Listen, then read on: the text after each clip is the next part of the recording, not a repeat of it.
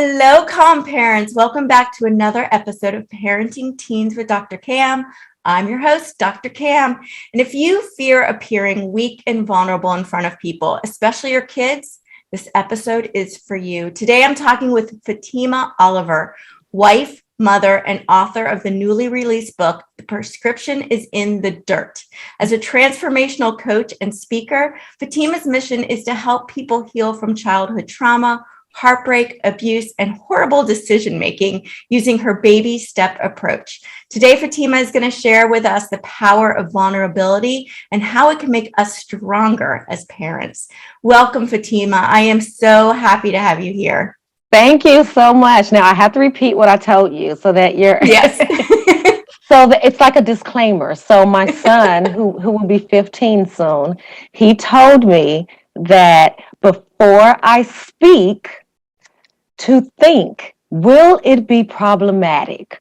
So that kind of tells you the interesting things that can come out of my mouth day in and day out with my kids. It also shows how intuitive and spot on our kids are. And sometimes I know, which is there showing your vulnerability right there, right? It's like, okay, sure. You see my weakness. That's okay. Totally. Because I totally wrote it down too. I was like, I'm totally writing that down. I love that. And reminder. It's great. So Fatima, tell us a little bit about your story and what kind of got you into this passion of helping people through their pain. Well, I think that I've always been a compassionate or empathetic person, truly because of what I have been through. As a child, I went through a lot. I grew up on the hard knocks of life, just like a lot of people. Single mother, family of all boys. I was the only girl. Not much time to dive into emotional connection. It was really a survival type of atmosphere, and that's just what it was. And so I went through a lot as a child, but I never learned how to process my emotions. And so when I say I went through a lot really quickly, I've been someone who was sexually assaulted at the age of 11. I had a disfigurement to occur when I was 2, a burn accident that occurred that disfigured me on 25% of my body. I was beaten as a child by our stepfather. Just things, and just feeling the feeling of abandonment from a father that was not there and was on drugs, with, I guess, a covering of a mother that was very frustrated all the time because of trying to feed 4 mouths and not really having the time to deal with herself.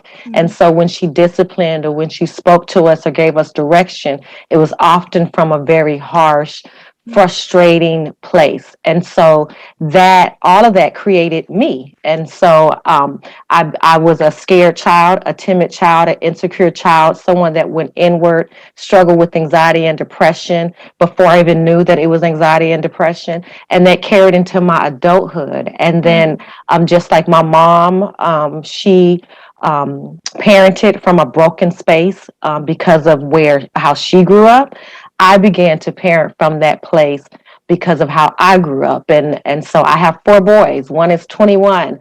I'm going to take them up because this month I have birthdays. So I have a 21-year-old, a 15-year-old, a 10-year-old, and a 7-year-old, all boys.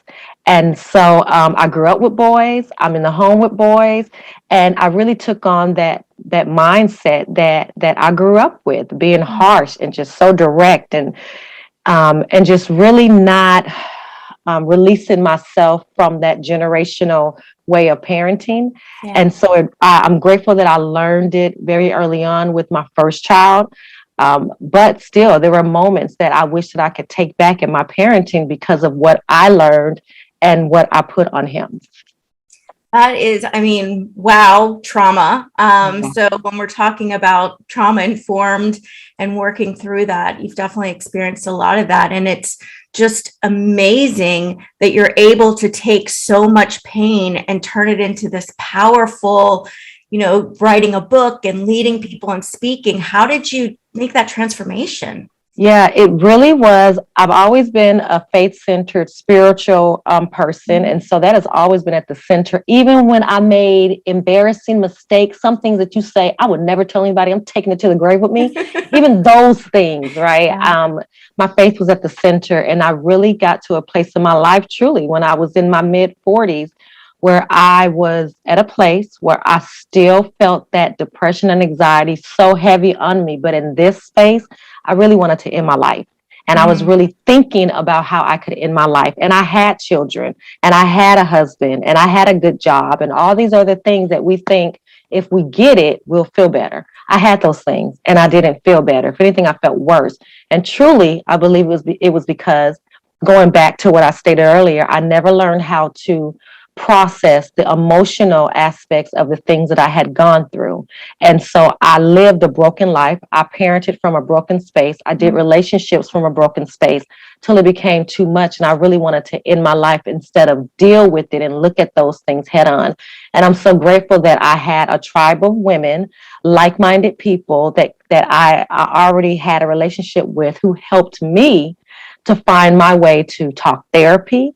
And then from there, I'm really diving into my faith and just really brainstorming and trying to find different programs and avenues to be able to change my way of thinking.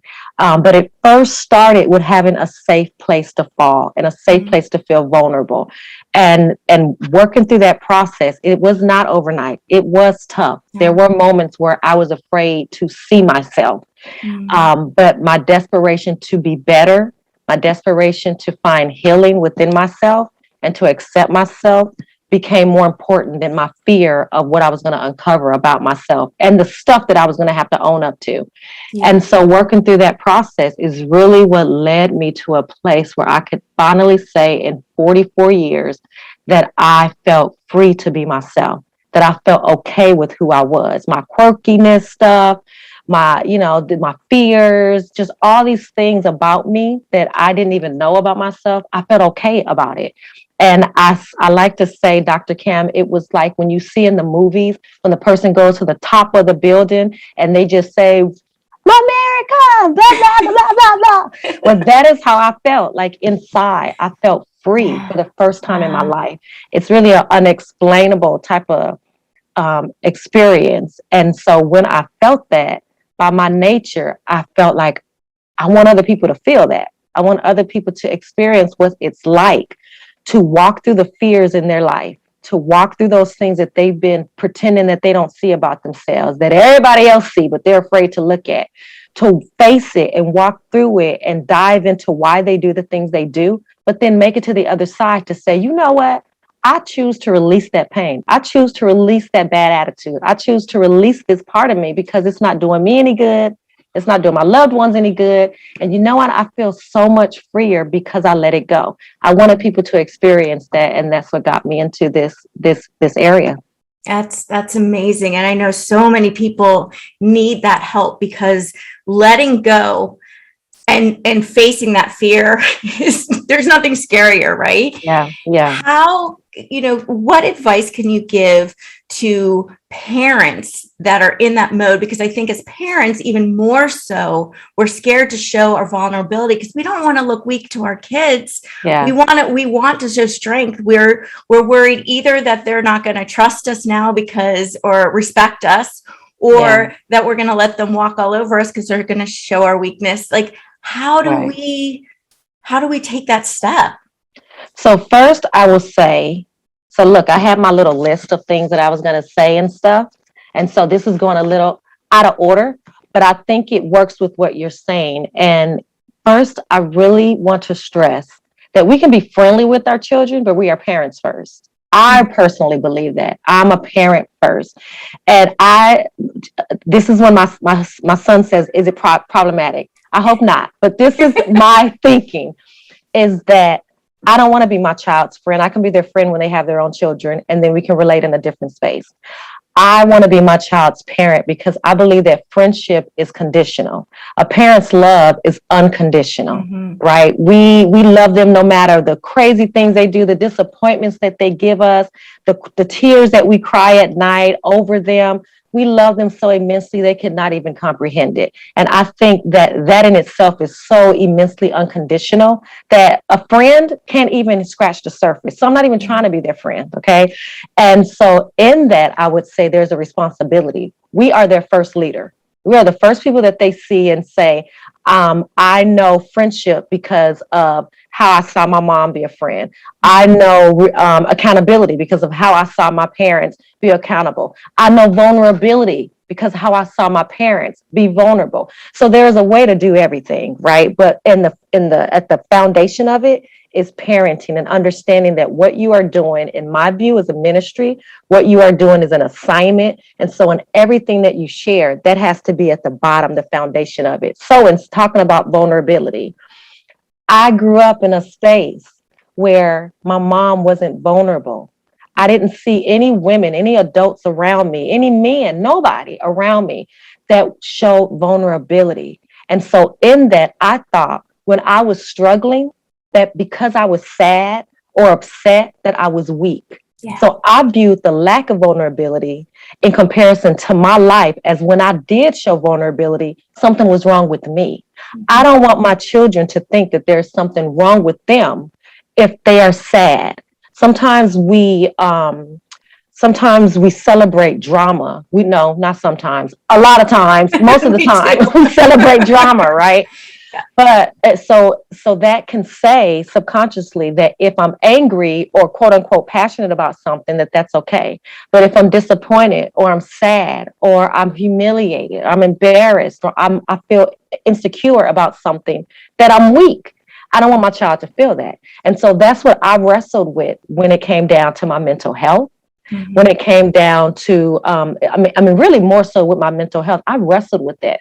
There was a part of me that said, you don't want them to think you're crazy. You don't want them to think that you're incapable of taking care of them. But then there was a bigger part of me that said, I want them to understand what mental health looks like. I want them to understand that it's not this depiction of you can look at that person and say, yep, there's something wrong with them.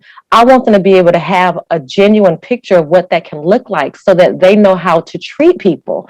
And so in that, I had to go first. I had to share that mommy struggles sometimes with anxiety and it looks like this. And sometimes I get really sad and it looks like this. And these are the things that I do to help me. And so if you ever get into a place where you feel this way, I don't want you to ever feel like you can't talk to somebody.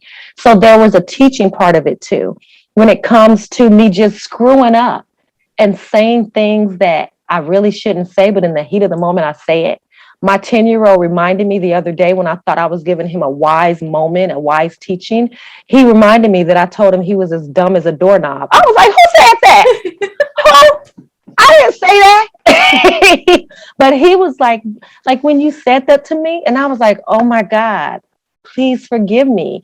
I was frustrated trying to teach. It was pandemic. I was a learning coach. I should not have been.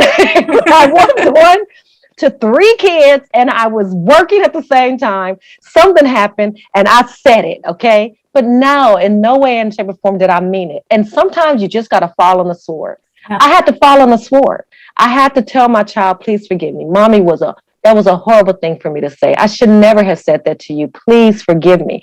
I don't say I'm sorry. I say, please forgive me, because I feel like it gives them the power to decide on how they want to process what happened. And I told them, whenever you're ready, you can, I would love it if you would forgive me, but please, I never meant to make you feel anything other than you are intelligent and you are this and you are that. But my point is that I want them to know, as their leader, as their parent, that we screw up sometimes and that adults screw up sometimes. And it's not about that we screw up. I mean, it's okay that we do that. And I want them to know that adults can screw up. So when they get older, they're going to screw up too sometimes. But I think it's more so important about how you handle it when you do screw up. I need to be the example of what I would expect from them.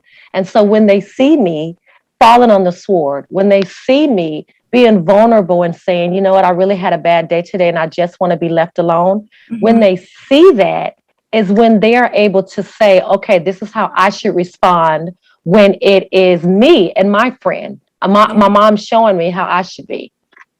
Yeah. And I think there's so many pieces there that I want to break out too. And I mean, just starting with when you're saying we're their parent, not their friend. And I think that's so important for the other way around, because I think a lot of times with friendships, you expect an equal two-way.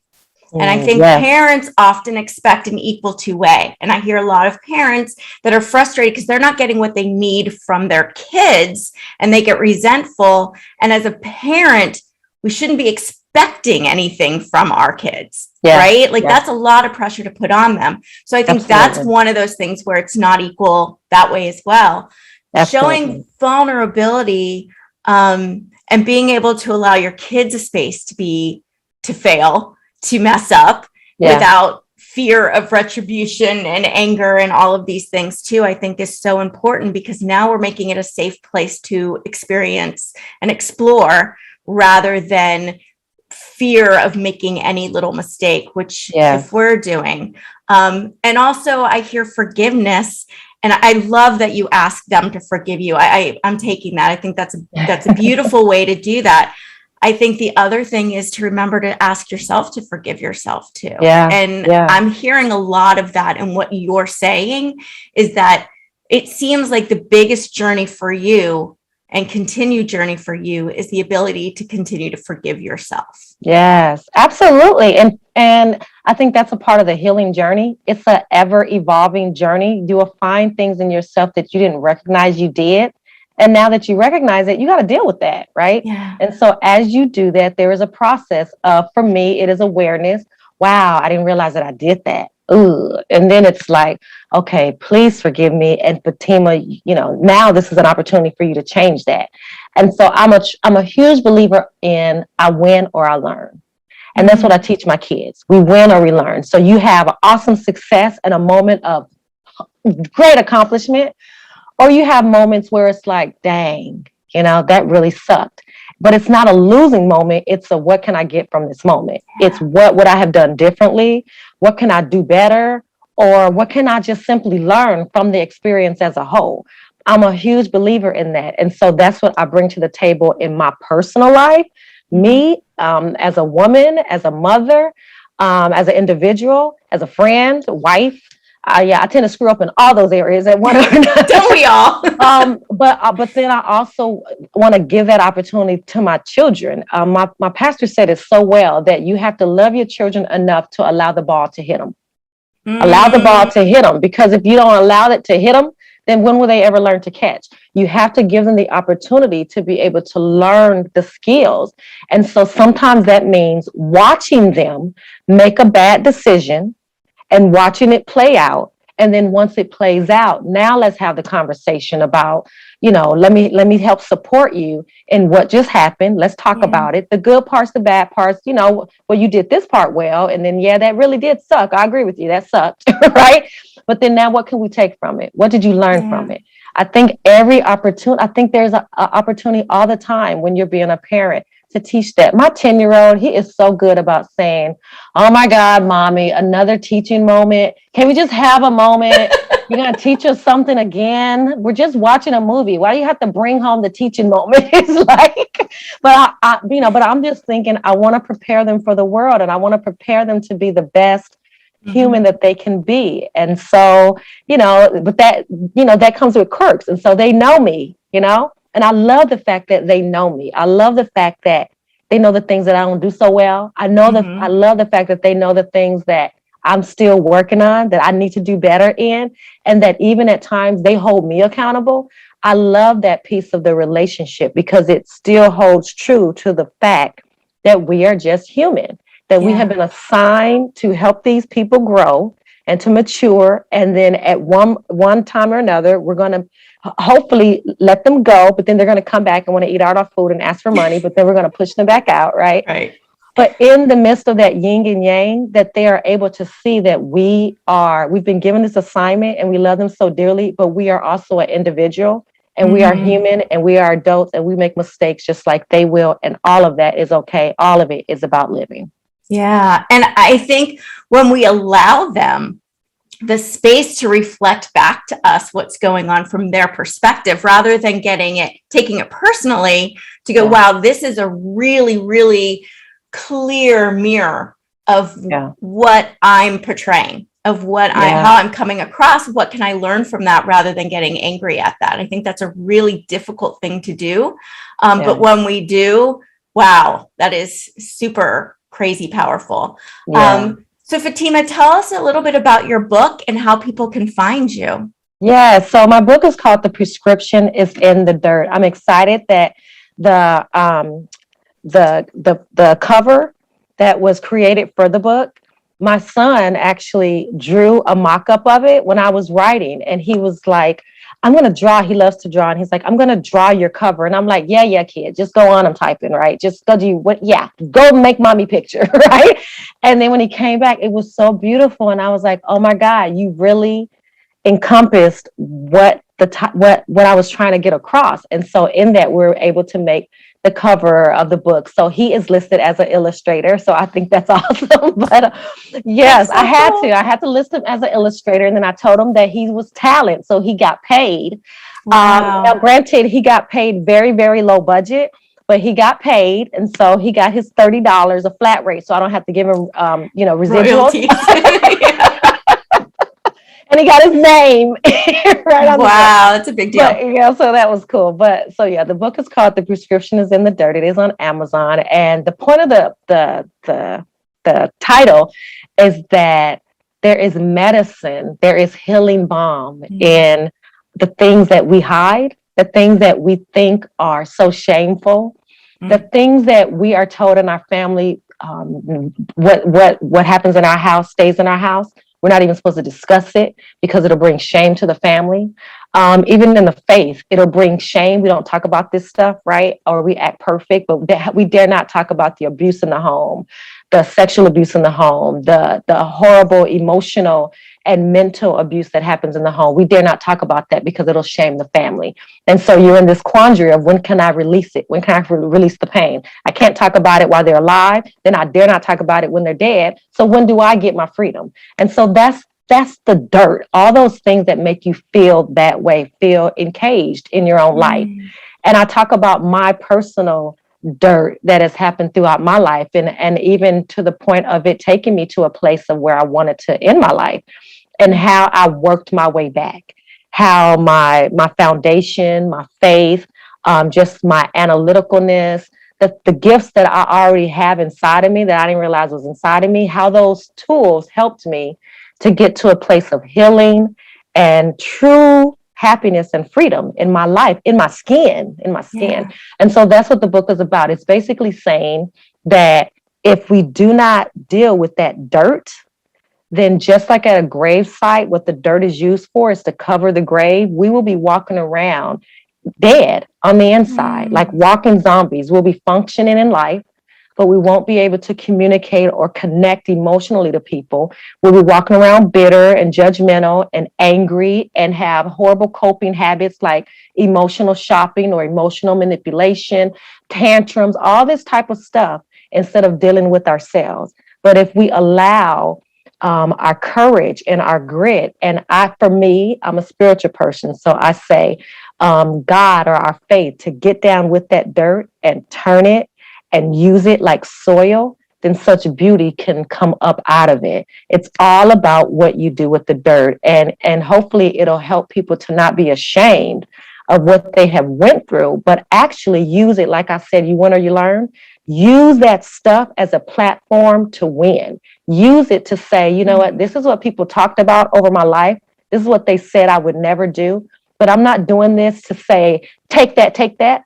I'm changing my narrative because I know that there's greatness inside of me and I can be more than what the folks have said that I can be. And then do it, not to point fingers back and attack, but do it because you know that there's greatness on the inside of you and there is more for you, and then go back and help somebody else. Wow, that is beautiful and powerful, and just so, I love how you put it with the dirt because you can just feel it. So, oh my gosh, thank you so much, Fatima. This is You're welcome. Did I pass? Did I say anything too bad? I was just gonna say you can go tell your son that you did not say anything problematic. So very good. Score. Very good.